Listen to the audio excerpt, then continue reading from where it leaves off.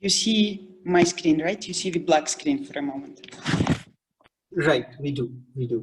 Great, thank you.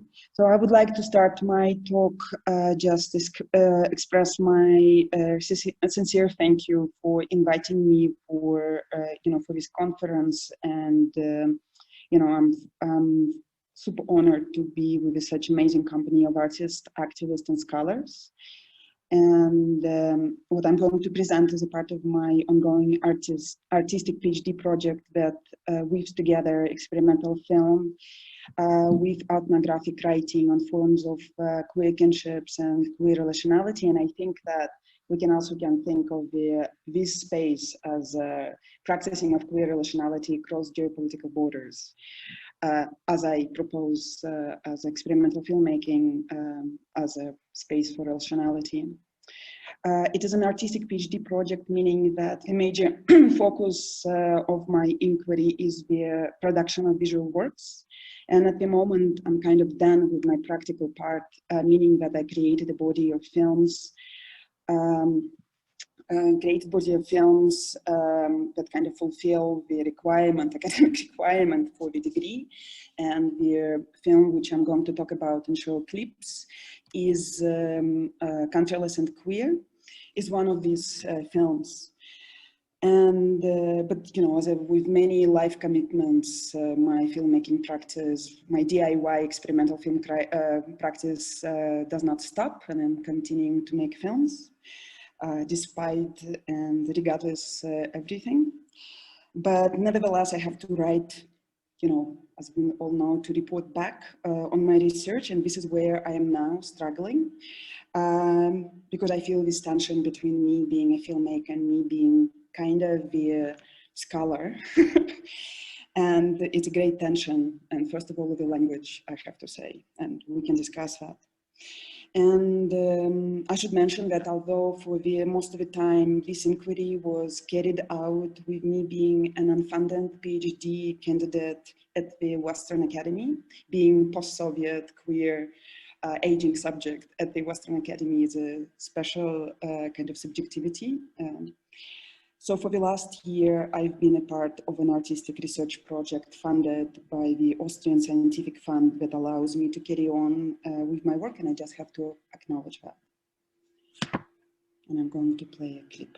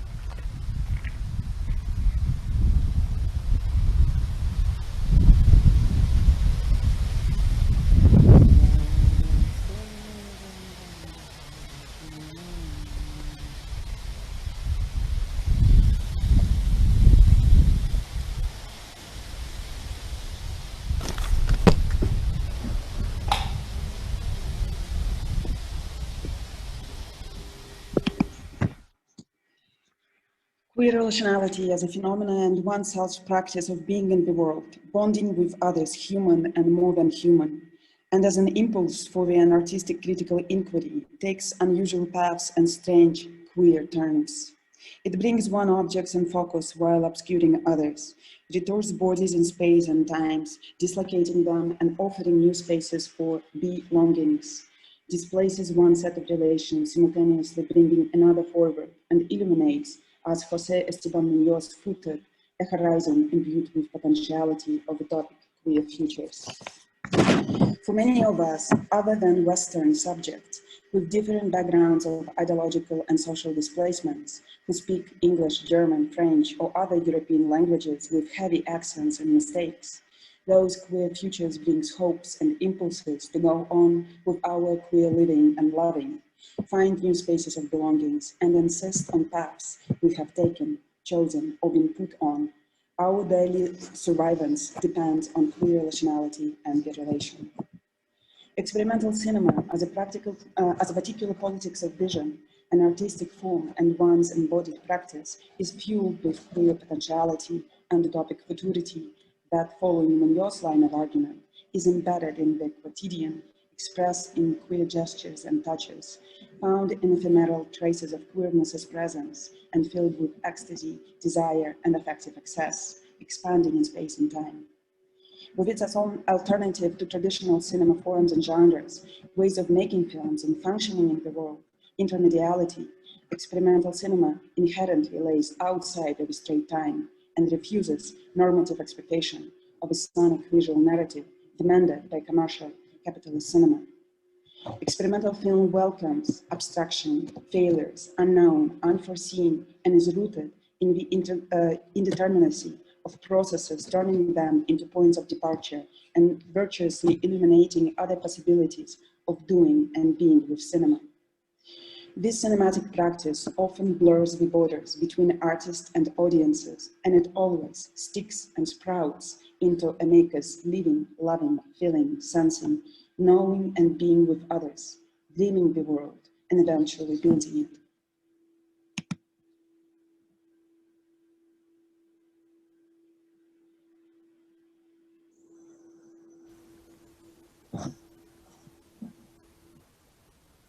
Инверсия.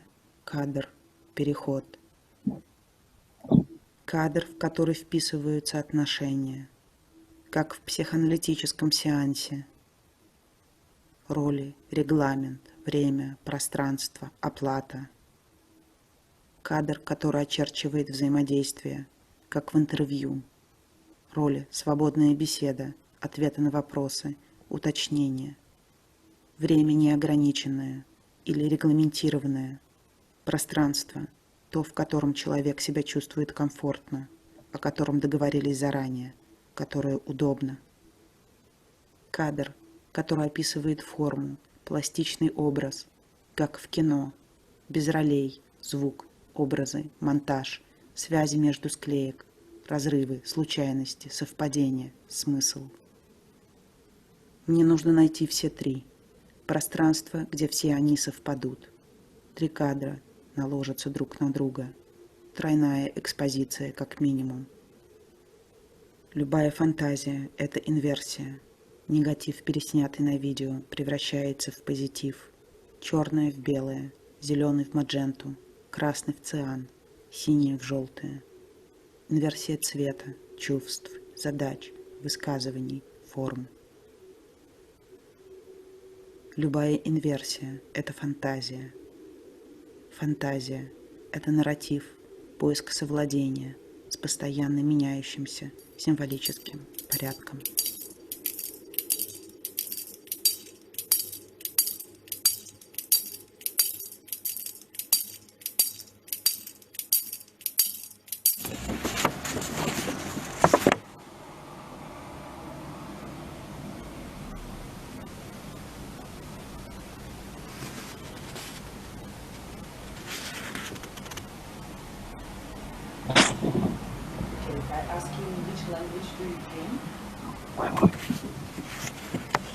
I dream a lot.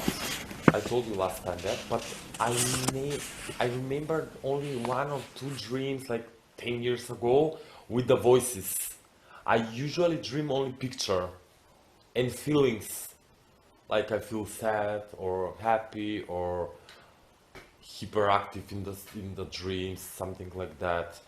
And the second thing is I'm not so often remember the dream when I wake up, because you told me that I need to write when I wake up.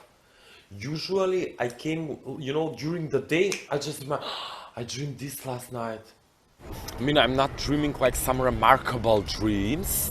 It's interesting because you told me to write the dreaming, and maybe because it somehow you made me some suggestion maybe to my mind. Understand my point? And since you told me, I'm not dreaming.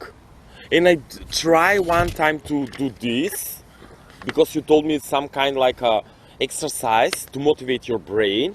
But in the end, I just wrote like, no idea, I really don't know what I dream. And now I need to read. Why not? I don't remember, I don't remember, I don't remember, I don't remember, I don't remember, I don't remember, I don't remember, I don't remember, I don't remember. No idea.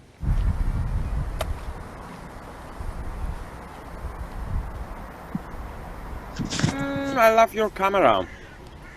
From my perspective, the intermediality of experimental cinema echoes Lauren Berland and Michael Warner's concept of queer commentary.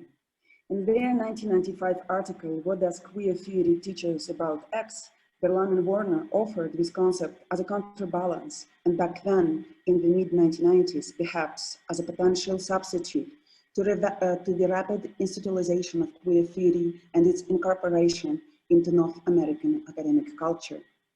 The way they saw it, queer commentary provided an opportunity for more accurate description of, quote, the things linked by the rubric, most of which are not theory, end of quote. By adopting diverse forms and expressions without fear of risks, ambitions, and ambivalences in various contexts, queer commentary creates a wide range of mongrelized genres and media for narrating queer lives, accounting and conceptualizing queer experiences and perspectives, as well as contribute to archives that, quote, the challenging comforts of privilege and unself-consciousness, end of quote. It is precisely this potentiality of the emergence and existence of such mongrelized genres and media within a queer commentary that allows me to adapt this concept to the experimental queer cinema, where queer remains a critical mode of inquiry and in part a revolutionary utopia. Working closely with concepts, queer evidence, documentation, ephemeral traces, opacity, and queer commentary, I see my artistic inquiry into queer relationality and experimental cinema as an endeavor to bridge together qualitative social science, queer theory and cinema, where practice, theory, and other than Western queer experiences of being in the world with others, human and more than human, are amalgamated and inseparable from one another. The porous boundaries between the disciplines and practices, together with different affective states, economies, politics, and poetics, are blurred, leaking into each other and making cracks in solid surfaces of arguments, processes, and intermediate results. I approach my films as visual queer commentaries that follow the tradition of poetic avant-garde cinema and where different modes of auto-ethnographic writings are performed, where risks and being fearless in experimentations with aesthetics as well as with epistemic are welcomed.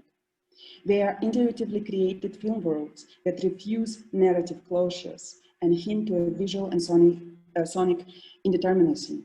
This indeterminacy is enhanced through a sensual camera, tactile proximity, and repolitized montage, as well as the engagement with decaying, obsolete film formats and photochemical processes, and evocation of poo images of digital mediums. Escaping transparency and clarity of representation, the films often evoke context and bring to life interpretations and meanings that are unforeseen, unexpected, and unknown to the participants and to me from the beginning.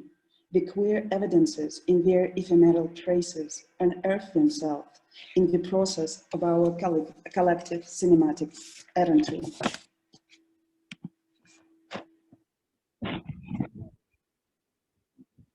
Yeah, it's just you can learn about colonization here, but you know, if you go to countries that were colonized, you're going to understand colonization in a more wider scale.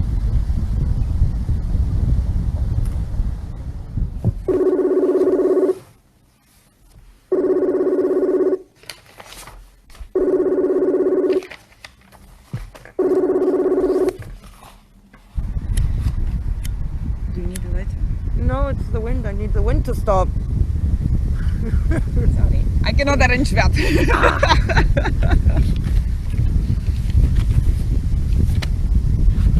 No, it's too much struggle in every direction from communities, and that's that's not who I am. It's not, and I don't, and I realize that the longer I stay here, the more angry I get, which isn't me either. So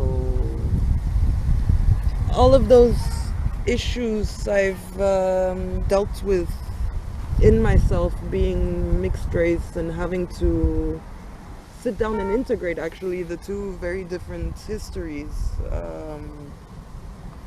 of the two countries that I come from, the two cultures that I come from. But I did that work when I was 12 or a teenager.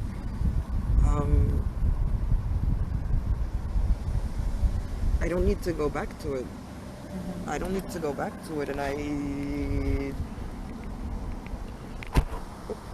I've grown, luckily, and I'd like to move on to other things and not just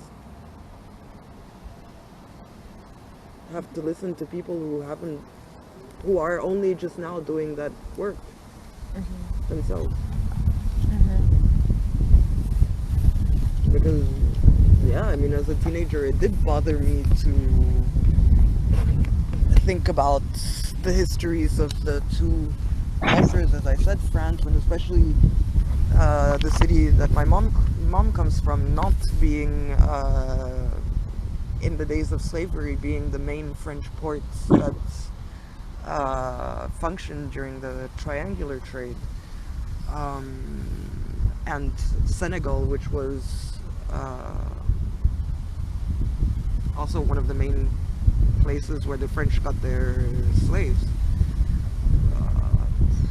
So yeah, it wasn't that easy not knowing who to be angry at or whatever, and thinking like, yeah, but I can't be angry at the French because my mom's French, so damn it, what do I do with all those feelings? Yeah, but it's also, I mean, I don't want to stay here because I've moved past that and be insulted as not being woke enough, or I don't know what's here. I mean, it's because that's a reaction that I got quite often. My feature-length filmic essay, Countryless and Queer, is built on a collectively gathered, affective queer archive of complex, ambivalent, and vivid poetic life narratives, including my own. They are our gendered, sexualized, and racialized experiences of non-privileged migration and labor, relations to the city of Vienna and Austrian society, strategies of integration and escape, sense of belonging and isolation, feeling of peace and of despairs. In addressing sensitive issues which could still potentially harm the participants of the work, I followed the philosopher and poet Edouard Glissant's notion of the relation and his call for, quote, the right to opacity for everyone, end of quote. Thinking of queerness as a cinematic form, I tried to create opacity for people who live and love queerly, but nevertheless could be in danger even at the center of Europe. Instead of presenting them us on the screen, I was interested in creating and documenting what was happening in between, the ephemeral traces of our relation. Through a method that I came to call compulsive archiving, we conducted interviews with each other and captured on video and 16mm film our moments of interactions, shots of landscapes and safe places where we would go while immersing ourselves into the celebration of queer bonding. Our artistic inquiry invited the multiplicity of voices and gazes, where audio recorders, video and film cameras were passed freely between us, trespassing the division between who is behind and in front of the camera. After filming, I spent hours on my own in a dark room, self-developing the filming material at Film Co-op Wien, the artist-run film lab, making lantern images appear and documenting this laborious process. During the editing, I really mixed those moments of solitary labor and practicing care with the visual materials of our interactions. Since the participants are not easily identified through images, the sound becomes an important agent in thinking, practicing, and creating opacity. We film's soundscapes was created first, taking bits and pieces from interviews, encounters, wishes and silences, dreams, recorded ethnographic notes, and poetic reflections.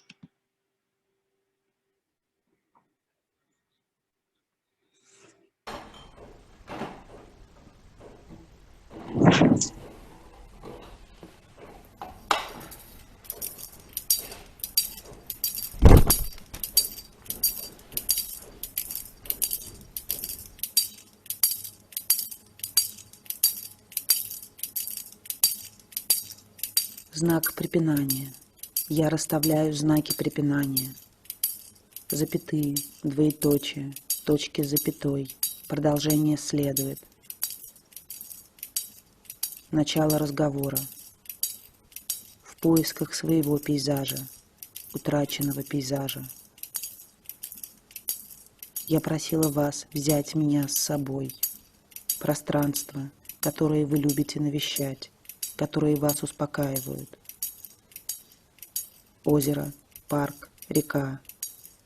Именно туда вы меня брали, со всей моей армады камер. Камера. Камера без взгляда. Процесс. Возвращение в место. Реконструкция утраченного. Вы принимали меня в своем пейзаже. Я принимала вас в вашем пейзаже. Пейзаж становился нашей точкой встречи, интервью, поводом для разговора. Мы в поисках своего пейзажа, вопросы, на которые от тебя не ждут ответа. Кто говорит? Мне нужно расставить знаки препинания в измерении рассказанных трагедий, превращенных из повседневности в историю. Знаки препинания в выстроенной фразе. Общее множество. Мигрантский путь к точке прибытия. Пейзаж. Начало нашей совместной истории. Интервью. События встречи.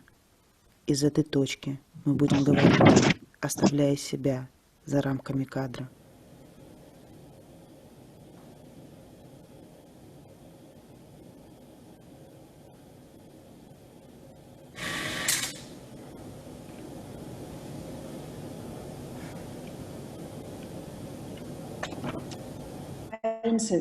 Experimental cinema is a space where queer relationality and bonding can be found, established in practice, where communities can be born and flourish. It is a site where alternative visual archives of queer evidences and ephemeral traces, or either, quote, vast story houses of queer history and futurity, as Munoz claimed it, could be collectively gathered, concocted, and given shapes.